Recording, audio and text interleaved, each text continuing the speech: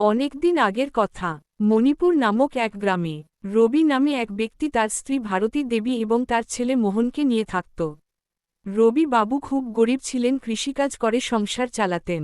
একদিন মোহন বাইরে খেলছিল, তখনই মোহনের বন্ধু রাহুল এসে তাকে বলে, চল বন্ধু, আজ নদীতে স্নান করতে যাব। তখন দুই বন্ধু মিলে স্নান করতে চলে যায় নদীতে। হঠাৎ স্নান করতে গিয়ে মোহন নদীতে ডুবে যায়। তখন রাহুল কিছু বুঝতে না পেরে ভয় পেয়ে দৌড়াতে দৌড়াতে মোহনের বাবাকে ডেকে নিয়ে আসে।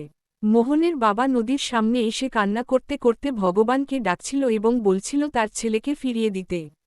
তখন হঠাৎ করে জল থেকে উঠে আসে একটি জলপরী। রবিকে বলে, তোমার কি হারিয়েছে? এভাবে কান্না কেন করছ?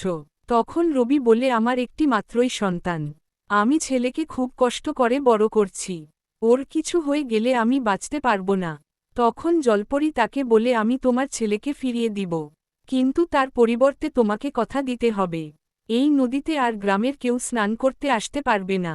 ওরা স্নান করে আমার নদীটাকে অপরিষ্কার করে রেখে যায়, এর ফলে আমি নদীতে আর থাকতে পারছি না। যদি গ্রামের কেউ এখানে স্নান করতে আসে তাহলে তারাও তোমার ছেলের মতো ডুবে যাবে, আমি তাদেরকে আর ফিরিয়ে দেব না।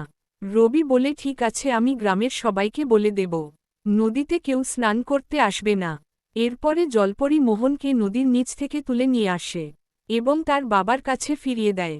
তখন রবি তার ছেলেকে নিয়ে বাড়ি ফিরে যায়। বন্ধুরা, জলাশয় আমাদের জীবন, তাই জলাশয়কে পরিষ্কার রাখুন এবং সুস্থ জীবন গড়ে তুলুন।